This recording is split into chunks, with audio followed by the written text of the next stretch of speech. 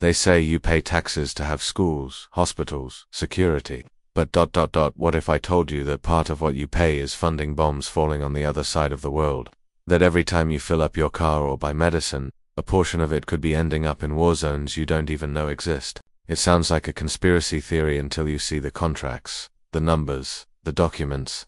In 2019, for example, while the world was distracted by celebrities and elections, $1 billion fund administered by democratic countries was used to finance military operations in Yemen where children were starving and airstrikes were destroying hospitals, money that came out of your pocket, from your life. This video isn't about politics, it's about you, about how much you are involved even without knowing it in wars you didn't choose, with weapons you financed, in silences that kill as much as a gunshot. This is the story no one told you, and perhaps, after hearing it, you'll never be able to rest easy when you hear the word budget. On a sultry August night, in a forgotten village in North Africa, a woman holds a shovel with trembling hands. She digs the earth to bury her 3-year-old son, killed in an airstrike. She doesn't understand geopolitics. She doesn't know who pressed the button, but she knows that, hours earlier, a plane flew over the village and dropped a bomb. That bomb was American, sold by a California company, paid for with money from a European defense fund, money that came from taxes, including from countries that claim to be neutral. The cycle is perverse. Governments raise taxes, reallocate funds through secret funds or undercover purchases, and these funds end up in the hands of the arms industry, the same industry that profits from war and spends billions on lobbying to keep the conflict alive. From the Cold War to the present, billions have been diverted from essential areas to finance conflicts that enrich a few and destroy many. But this web is ancient, and the trail of blood is long, and it begins much earlier than you might think. Decades ago, in a dark room at the Pentagon, men in suits made decisions that would alter the map of the world and the budgets of many countries. With fiery speeches about security and freedom, they convinced allied nations to fund covert operations. Thus was born the practice of sharing the costs of war. Countries that did not declare conflict contributed money, in the name of global stability. The Vietnam War, for example, was partially financed with logistical and budgetary support from European countries. In return, they received trade benefits or military protection. Years later, these same countries signed billion-dollar contracts with companies like Raytheon, Lockheed Martin, and Thales, companies that not only produce weapons but also finance political campaigns, sponsor think tanks, and influence tax policies. And most disturbingly, these contracts are often secret, shielded by national security clauses. Who questions them? Who oversees them? And the average citizen, they continue to pay, unaware that he is sponsoring silent wars, far from the news, but close enough to kill with his signature on the IR. Have you ever wondered why gasoline prices rise when a conflict breaks out in the Middle East? Or why certain foods disappear from shelves in times of war, even if the country where you live is at peace? The answer lies behind the scenes. Wars affect supply chains, but more than that, they affect investment markets. Large international funds which receive contributions from national taxes are redirected to defense companies in times of instability. This artificially raises prices, unbalances currencies, and creates a new class of speculators who profit from the suffering of others. And who suffers? The farmer who can't sell, the housewife who can't buy, the worker who loses their job. Meanwhile, arms company executives celebrate historic profits, as happened in 2022 during the war between Russia and Ukraine, when arms industry shares soared. No one talks about the indirect victims. No one shows the face of the ride-hailing driver who can't fill up, or the child who couldn't have surgery due to a lack of diverted medical supplies. This war isn't shown on TV, but you feel it firsthand, and you pay for it. If the world continues on this path, the future will be a minefield literally and metaphorically. Experts warn that with the advancement of artificial intelligence, autonomous drones, and cyberweapons, future wars may be even more invisible but lethal. And the scariest thing, they're already being funded. Countries invest, with public money, in research and development of military technologies that lack ethical regulation or civilian oversight. Private companies operate like small armies, with autonomy to act without accountability. If today you don't know that your taxes paid for a bomb, tomorrow you might not know that you paid for a machine that killed on its own. And when that happens, who will be held accountable? The politician who signed the decree, the investor who invested in the fund, or the citizen who paid unknowingly? Omission is also a choice. and each choice, a potential abyss. Maybe you'll finish this video angry, or scared, or just with more questions than answers. But that was the goal, to unsettle you. Because while you watch the soap opera, someone is approving a secret budget. While you wait in line at the hospital, your money might be funding attack helicopters. While you live, someone is profiting from death. This isn't about politics. It's about humanity, about justice, about conscience, and, most importantly, about responsibility. The world doesn't change when we blame others. It changes when we look within and ask, how long will I unknowingly finance the death of someone who only wanted to live in peace? This war is silent, but its victims have names, faces, stories. The final question isn't what can we do? It's, is there still time to do something? Because sometimes a single question is the beginning of an entire revolution. Deep inside a bombed-out school in the Gaza Strip, a 10-year-old boy tried to understand why his notebooks were covered in dust and blood. He didn't know the names of the companies behind it. He had no idea that the bomb was indirectly financed by an alliance between governments he would never see firsthand. But what that boy felt, at that moment, was a question that echoes to this day. Why does the world allow this? And the answer may lie precisely in our comfort zone, because no one wants to know that the taxes collected monthly with fines and interest for those who are late could be being channeled to fuel conflicts. Few people read between the lines of public budgets. Even fewer understand what strategic partnerships for international security mean. It sounds like bureaucracy, but billions come out of our pockets and end up funding naval fleets in tense regions. Weapons, warehouses in deserts, and even silent espionage that detonates entire governments. The question is, when did you authorize this? In 2003, the world witnessed the start of the Iraq War under the pretext of weapons of mass destruction. Years later, the truth came out. There were no such weapons, but reconstruction contracts had already been signed. Companies like Halliburton and Bechtel profited billions, many of them with capital coming from countries that claimed to be neutral. Sweden, for example, participated indirectly through state investments in logistics consortiums, and Brazil, same, exporting munitions, training allied forces, and even sending support in the name of humanitarian missions. But who paid for all this? The taxpayer. The same one who works 12 hours a day and doesn't understand why the health clinic doesn't have gauze, and the irony is brutal. While governments claim a lack of funds for public policies, there is an underground, almost invisible flow of money into the gears of war. All documented, all legal, all hidden in plain sight behind the scenes of these operations. There's something even more perverse. So-called sovereign wealth funds. Have you ever heard of them? They're investment groups comprised of resources from entire countries, usually derived from taxes, state profits, and international reserves. Norway, considered a model of transparency, has already had its state fund investing in companies linked to banned weapons.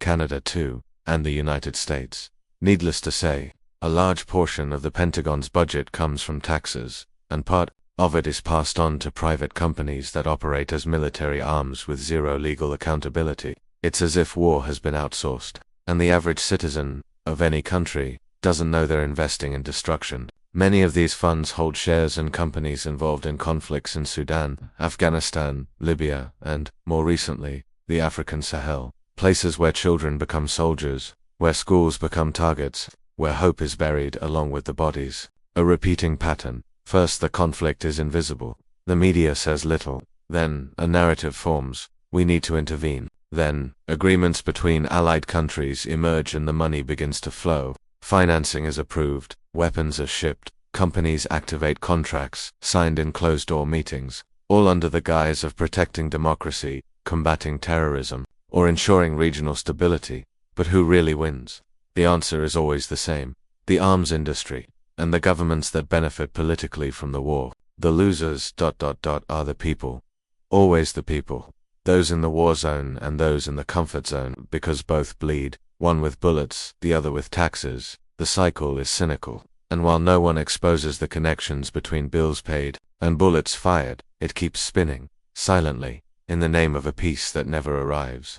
Can you imagine how much of your tax money ended up in conflict zones? Hard, right? But in 2020, in the United States alone, more than $750 billion was earmarked for defense. More than half of that amount ended up in the hands of private companies. And while this figure comes from a specific country, the dynamics are similar elsewhere in the world. Here too, Many Latin American countries, pressured by alliances or strategic agreements, redirect public funds to military programs, some of them in collaboration with nations engaged in foreign wars. The question is, no longer will this happen. How long will we pretend we didn't know? Because now you know, and knowing hurts. But ignoring ... kills ... in the early hours of the morning, as the humanitarian convoy crossed the rubble of Mareb, Yemen, 31-year-old widow Sarah held the last can of powdered milk for her newborn son. The truck stopped. Soldiers made their way through still smoldering corpses, and before the sun broke through the acidic haze, drones circled the camp. One of them fired. 2 seconds, silence, explosion. Sarah's body was found 3 hours later, along with the charred documents that proved that operation was paid for by a consortium that pulls taxes from 5 countries that never admitted to being at war. Do you see? The same currency that disappears from your paycheck, crosses the ocean, and becomes shrapnel in the laps of people who can't even pronounce the name of their country. When the sirens stopped echoing, there was only dust and the certainty that no one is accountable to the one who really pays. While the international press devoted 20 seconds of coverage to the attack, the London and New York stock exchanges priced in the tragedy. The price of oil rose $3 in half an hour, triggering the actions of investment funds fueled by European taxes. This increase traveled invisibly to your local gas station, inflating the price you paid without question. The same happened with wheat, corn, and semiconductors. Every penny that flows from these commodities carries, along the way, a public tax disguised as energy policy. You only notice it when you shop, with the bill growing, without realizing that part of what leaves your wallet was decided in offices, where attacks are discussed that will never make the primetime news. In reports kept out of the spotlight, the United Nations Development Program estimates that wars financed by Western coalitions have cost $1.5 trillion in economic and human losses over the last decade.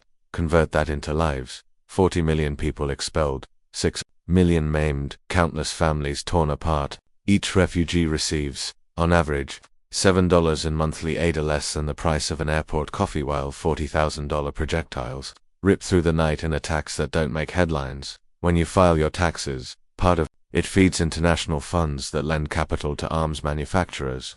This machinery turns silently, but produces thunderclaps that cross continents and explode inside canvas shacks. A missile is equivalent to the annual budget of a public school.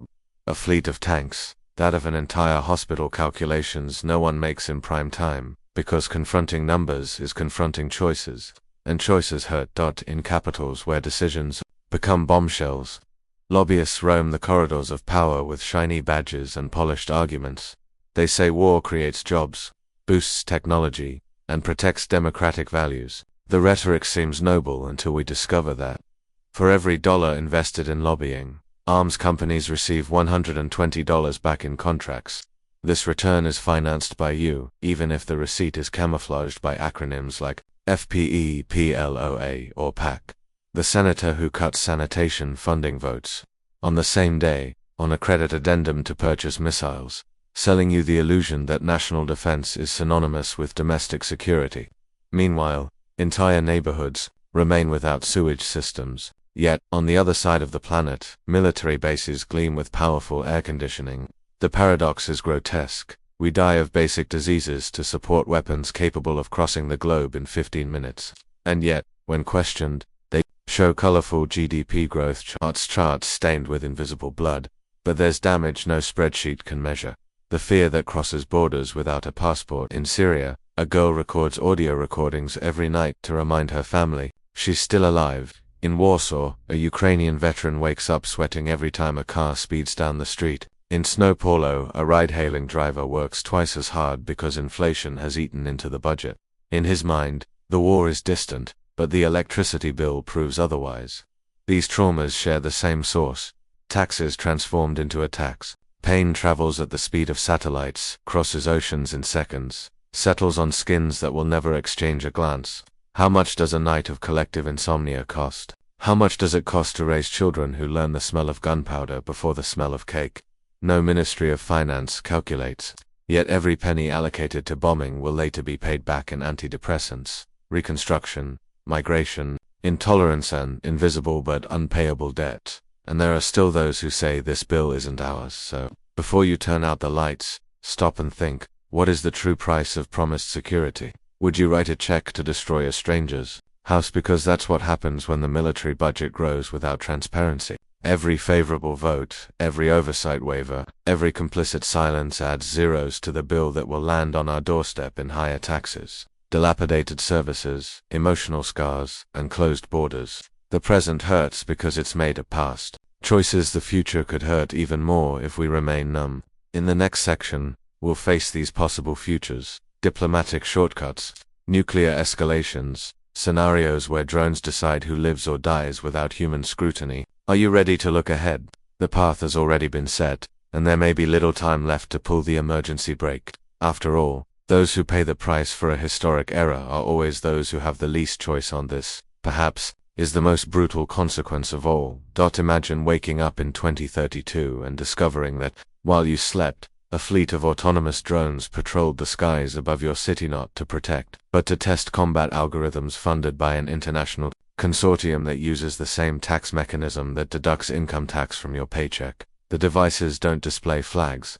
They respond only to lines of code powered by taxes collected on 5 continents. Governments call it a partnership for innovation. Manufacturers talk of a technological leap.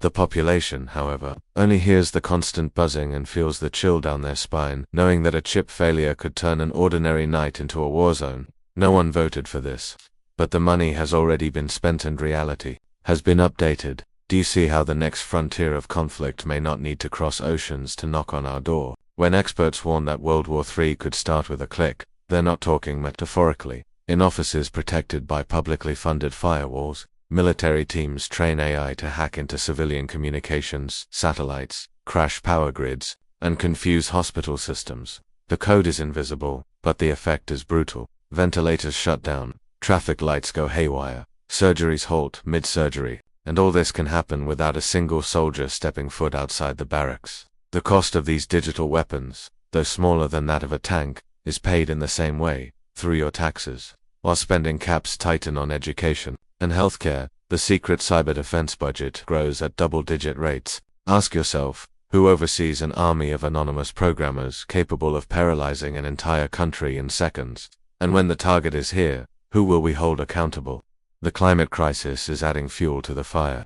UN-funded studies indicate that by 2040, half of the planet's major cities could face water shortages. The military is already calling this a hydropolitical risk. To prevent unrest, Western coalitions are planning deployments in regions where there isn't even a The costs of prepositioning troops, forward bases, and private mercenary contracts are entered into spreadsheets coded as environmental cooperation. Translation: billions more out of your pocket to ensure someone, on another continent, holds a gun when the last river runs dry.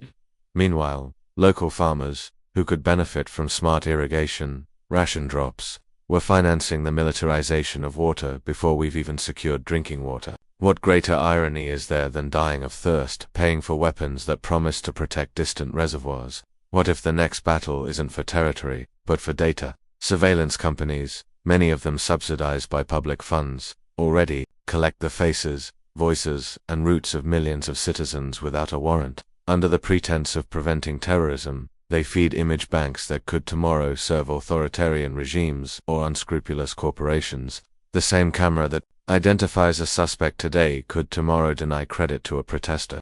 We pay to be watched, and the bill isn't cheap. In 2024, the Five Eyes Consortium alone invested $48 billion in mass data collection. Independent calculations show that half of this came from taxes indirectly passed on through trade agreements. When privacy becomes a luxury, and fear becomes currency, what is the price of existing unobserved? Are we ready to finance our own cage? It sounds extreme to talk about a nuclear holocaust in the 21st century, but all it takes is a software error for an early warning system to mistake a military exercise for a real attack.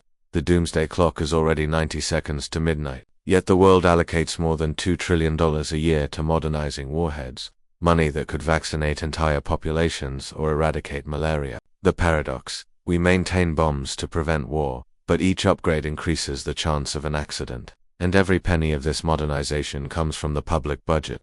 When a supersonic missile, paid for with taxes, is launched by mistake, explanations won't bring the victims back. Would you write a blank check, knowing it could by the end of the planet? Some might say that without these weapons, the world would be unstable. But unstable for whom?